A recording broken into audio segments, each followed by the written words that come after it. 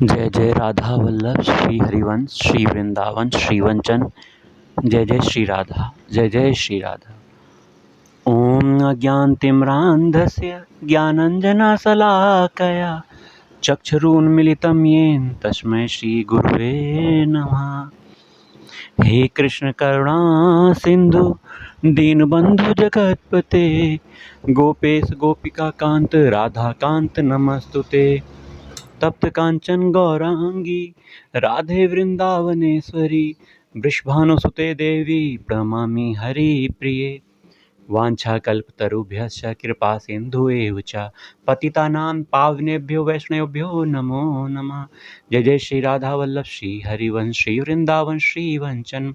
आज के दिव्य सत्संग में पूज्य श्री राधा बाबा के जीवन चरित्र की एक विशेष घटना पर चर्चा करेंगे।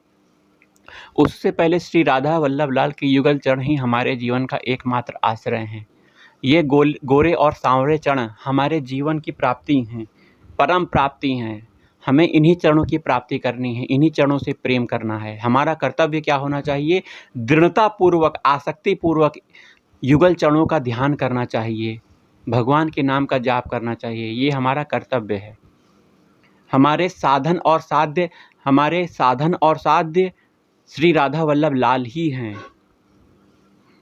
हमें दृढ़तापूर्वक इस बात की ठसक बैठा लेनी है, श्यामा श्याम के अलावा हमारा कोई नहीं है। वही सभी रूप में व्याप्त हैं, सभी व्यक्तियों में, सभी संबंधों में श्री राधा वल्लभ लाल ही व्याप्त हैं। ऐसा हमें चिंतन करना है, मनन करना है, धारणा करनी है।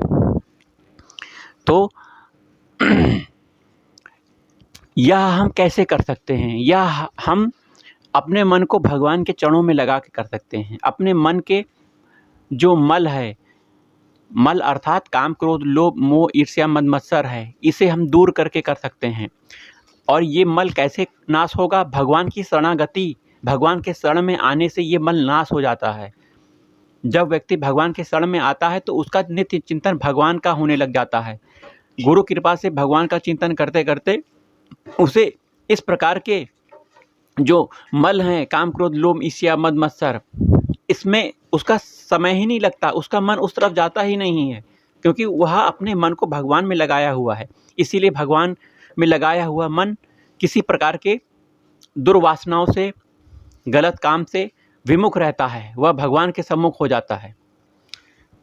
तो हमें अपने मन को भगवान के चरणों में लगाना है। इसके लिए हमें भगवान के आश्रित, भगवान के शरणागत होना पड़ेगा। हमारा नित्य चिंतन भगवान का होना चाहिए।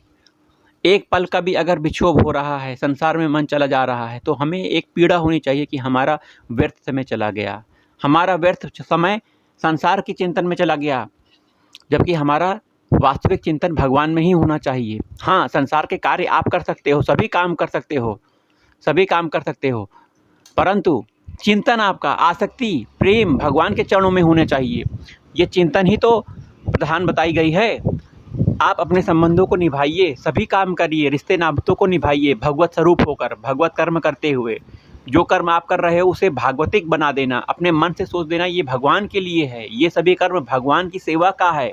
चाहे मैं नौकरी कर रहा हूँ, चाहे व्यापार कर रहा हूँ, चाहे घर के काम कर रहा हूँ, ये सब भगवान की सेवा है। इसको अगर आप मन से मान लोगे कि ये भगवान की ही सेवा है, सेवा हो रही है आपके घर परिवार की, आपके ऑफिस की, व्यापार की, परंतु आपने अपना चिंतन, अपना मन बदल दिया है। नहीं, ये सब हो तो रहा है ऑफिस का, अपने रिश्तेदारों की सेवा का, परंतु इन सब में मेरे भगवान व्याप्त हैं, हर जगह मेरे प्रभु है। और ये जब सेवा सभी भगवान की मैंने कर दी है तो ये भगवत सेवा, भगवत कर्म हो जाएगा। और इस प्रकार आपको बंधन नहीं बांधेगा तो आप भगवत प्रेम के अधिकारी हो जाओगे, क्योंकि आपने सभी कर्मों को अपने मन, बुद्धि, चित्त, अहंकार सबको भगवान में अर्पित कर दिया है। आपके सभी कर्म भगवत कर्म हो गए हैं, तो आप भगवान के प्रेम भक्ति के अधिकारी हो जाओगे। और भगवान के प्रेम में डूबा हुआ व्यक्ति व्यर्थ के काम नहीं करता, उसका एक भी समय व्यर्थ नहीं जाता, उसका सभी समय भगवान के चिंतन में, भगवान की सेवा में लगा रहता है, भले वो संसार में कोई भी कार्य क्यों ना कर रहा हो। चलिए आज के दिव्य प्रसंग राधा बाबा जी के उस जीवन चरित्र पर डालते हैं। एक बार राधा बाबा जी अपने सहयोगियों के साथ तीर्थ यात्रा पर निकले। तीर्थ यात्रा पे पहले पैदल जाया जाता था, यात्रा का उतना व्यवस्था नहीं थी, रेलगाड़ियाँ ऐसे बस ऐसे नहीं थे, तो वो राधा बाबा पैदल ही यात्रा करते थे और कई दिन अर्थात महीनों लग जाते थे इस यात्रा में सफ़र करते हुए, वहाँ रहना सब कुछ हो जाता था। तो अपने निवास स्थान जहाँ कुटिया में राधा बाबा रहते थे वहाँ से वो चले गए और लगभग 1 महीने के बाद ही वो वहाँ पर वापस आए। तो वहाँ रहने वाले राधा बाबा के जो साथी लोग थे, उनकी सेवा करने वाले सेवा परायण लोग थे, उन्होंने देखा कि राधा बाबा तो चलो अब चले गए हैं कहाँ, तीर्थ यात्रा पर, अब उनके कमरे में कुछ कमी है, इन सबको दूर किया जाए, निर्माण कार्य किया जाए। तो ऐसा सोचकर उन लोगों ने घर का निर्माण किया, जो चीज़ टूटा फूटा था उसे सही कर दिया, जहाँ निर्माण कार्य करना चाहिए था वहाँ निर्माण कार्य हुआ। 1 महीने के बाद राधा बाबा वहाँ लौटे। अब उन्होंने देखा कि मेरी कुटिया का कुछ रूप बदल गया है, इसमें कुछ नया कार्य हो गया है, अच्छा भी लग रहा है। लेकिन राधा बाबा ने एक जगह देखी जहाँ एक सांप का बिल था और वो बिल वहाँ पर अब दिख नहीं रहा है। राधा बाबा ने तुरंत लोगों को बुलाया कि यहाँ पर जो निर्माण कार्य हुआ है, मैंने तो अनुमति नहीं दी थी, परंतु यहाँ पे ये सांप का बिल था, ये बिल बंद कैसे हो गया? तो लोगों ने कहा, हाँ प्रभु जी आप तो सही बोल रहे हो, यहाँ सांप का बिल था और बहुत विषैला भयंकर सांप यहाँ रहता था। तो राधा बाबा ने पूछा उस सांप का हुआ क्या?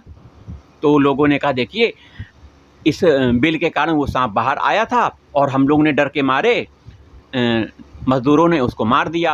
राधा बाबा को बहुत दुख हुआ। उन्होंने कहा कि ये सांप लगभग 10 वर्षों से मेरे साथ रह रहा था, उसने मेरा कुछ नहीं बिगाड़ा था, एक तरह से मित्रवत मेरे साथ रहता था, मैं भजन भी करता था, मेरे साथ बैठता भी था, एक तरह का बातचीत भी होती थी हमारे बीच में, लेकिन उसने मुझे कुछ नुकसान नहीं पहुंचाया और आप लोगों ने बिना मेरी अनुमति लिए उस सांप की हत्या कर दी। मुझे बहुत कष्ट हो रहा है, आप लोग चले जाइए। अब उन्होंने ये संकल्प भी ले लिया कि मेरे इस सर्प की मृत्यु के बाद मैं भोजन पानी भी नहीं करूँगा। जब यह बात हनुमान प्रसाद पोद्दार जी को पता लगी तो उनको बहुत दुख हुआ। हनुमान प्रसाद पोद्दार जी वहाँ पहुँचे और उन्होंने समझाया कि आप ऐसा संकल्प मत लो, ये ठीक नहीं है। लेकिन उन्होंने कहा कि नहीं, मुझे बहुत दुख हो रहा है, मैं अब भोजन पानी नहीं लूँगा। हनुमान प्रसाद पोद्दार जी वापस लौट आए। अब उनकी पत्नी तो धार्मिक व्यक्ति थी, महिला थी। संत यदि भोजन नहीं कर रहा है, आपके आश्रित संत अगर भोजन प्रसाद नहीं कर रहा है, जलपान नहीं कर रहा है और आप भोजन प्रसाद बना के स्वयं भोग लगा रहे हो, ये बिल्कुल सही नहीं है। अगर आपके आश्रित संत भोजन प्रसाद कर ले रहा है और उसके बाद आप भोजन प्रसाद पा रहे हो तो ये सौभाग्य की बात है। अब उस संत महात्मा राधा बाबा ने यह संकल्प ले लिया था कि पानी और जल नहीं पिएंगे, पानी और भोजन प्रसाद को ग्रहण नहीं करेंगे। तो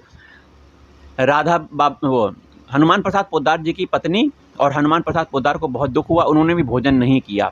अब हनुमान प्रसाद जी ने फिर जाकर राधा बाबा जी को समझाया, कहा कि देखिए वह जीव जिसे आप इतना प्रेम कर रहे हो उसमें भी हमारे भगवान हैं और भगवान की ही लीला के माध्यम से उसका अंत हुआ है।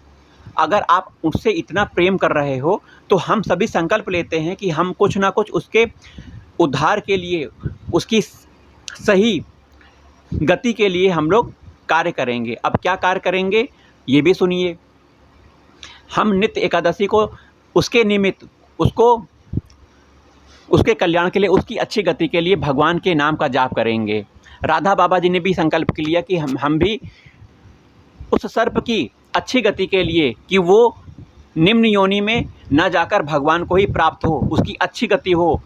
तो इन संत महात्माओं ने, जैसे हनुमान प्रसाद पोद्दार जी ने और राधा बाबा जी ने, ये संकल्प लिया कि हम लोग भगवान के खूब नाम जाप करेंगे, खूब नाम जाप करेंगे और यह नाम जाप का फल इसी सर्प को मिले और इसकी अच्छी गति हो। इस तरह का इन्होंने संकल्प लिया और राधा बाबा जी ने हनुमान प्रसाद पोद्दार जी के कहने पर, आग्रह करने पर अपने उस व्रत को तोड़ दिया जो वो भूख प्यास में रख रहे थे। अपने आप को भूखा प्यासा रख रहे थे, उस व्रत को उन्होंने तोड़ दिया। तो हमें इस प्रयास से, इस सत्संग से, इस प्रसंग से यही शिक्षा मिलती है कि संतों की जिस पर कृपा हो जाती है, वह छोटा जीव क्यों ना हो, पशु पक्षी क्यों ना हो, मनुष्य पर तो कृपा हो ही रही है, पशु पक्षी पर भी अगर कृपा हो रही है, जीव जंतु पर भी संतों की कृपा हो रही है, तो वो बहुत भाग्यशाली है। अब इस सर्प योनि में इस सर्प का क्या कार्य था? इसका कार्य भोजन के लिए अपना जीवन चलाना, दूसरे को की हत्या करना, वो यही कार्य करता था, क्योंकि उसको विवेक नहीं था। लेकिन संतों की इतनी कृपा हो गई कि वह अब संत के साथ रहने लगा, राधा बाबा जी के साथ रहने लगा, और विधि के विधान के अनुसार उसकी मृत्यु भी हो गई। अब संत उसके कल्याण के लिए भगवान के नाम का जाप कर रहे हैं, और जाप का फल उसी जीव को दे रहे हैं जो उस सर्प योनि में था, और इस तरह उस जीव का कल्याण हो रहा है, वो परम गति भगवान को प्राप्त हो रहा है। इस तरह इन संत महात्माओं की कृपा देखिए, इनकी दया दृष्टि देखिए कि एक जीव पर भी वो कृपा कर देते हैं और वो भगवान के पास जाने का अधिकारी हो जाता है, भगवान से मिलने का अधिकारी हो जाता है। तो हमें ऐसे संत महात्माओं के चरण धूलि को अपने शरीर में धारण करना चाहिए, उनके दिव्य लीलाओं का, भक्त चरित्र का हमें गान करना चाहिए, जिससे हमारी भक्ति बढ़े, भगवान के चरणों में प्रेम बढ़े, और हम भी भगवान से मिलने के लिए आतुर हो सकें, उनसे मिल सकें। हम भगवान हमसे मिलने के लिए बहुत ही बेचैन हैं, वो हमें पुकार रहे हैं, लेकिन हम क्यों नहीं भगवान से मिल पा रहे हैं? क्योंकि हमारे अंदर पात्रता नहीं है। हमारी पात्रता अगर हो जाएगी, भगवान स्वयं आ जाएंगे, भगवान स्वयं हमसे मिलने आएंगे, परंतु हम पात्र क्यों नहीं हैं? हम अपने दुर्गुणों के कारण पात्र नहीं हैं। हमारे दुर्गुण क्या है? हमारे अंदर यही दुर्गुण है, काम, क्रोध, लोभ, ईर्ष्या, मद, मत्सर, निंदा, ये सब हमारे विकार हैं, जिस पर हम विजय नहीं प्राप्त कर पा रहे हैं। कितना भी सत्संग सुन लें, कितना भी हम प्रवचन सुन लें, गुरु आदेश का पालन भी कर लें, लेकिन हमारे अंदर वो प्रवृत्ति ही नहीं जा रही है। लेकिन जाएगी, ये भगवान की कृपा से जाएगी, भगवान के नाम के जाप के प्रभाव से जाएगी। नित्य कर्म, नित्य जब भगवान का चिंतन होने लगेगा, नित्य जाप होने लगेगा, तो भगवान की एक ना एक दिन कृपा होगी। ये अंदर के मल एक ना एक दिन पूरी तरह से ख़त्म हो जाएंगे, पाप करने की प्रवृत्ति पूरी तरह से ख़त्म हो जाएगी। ये भगवान की कृपा से होगा। आप विश्वास करिए, विश्वास पूर्वक चलिए, क्योंकि नाम के प्रभाव से, भगवान के चिंतन के प्रभाव से, सेवा के प्रभाव से आपके पूर्व जो अशुभ कर्म हैं, जो संचित कर्म हैं, सब धीरे धीरे नाश हो रहे हैं।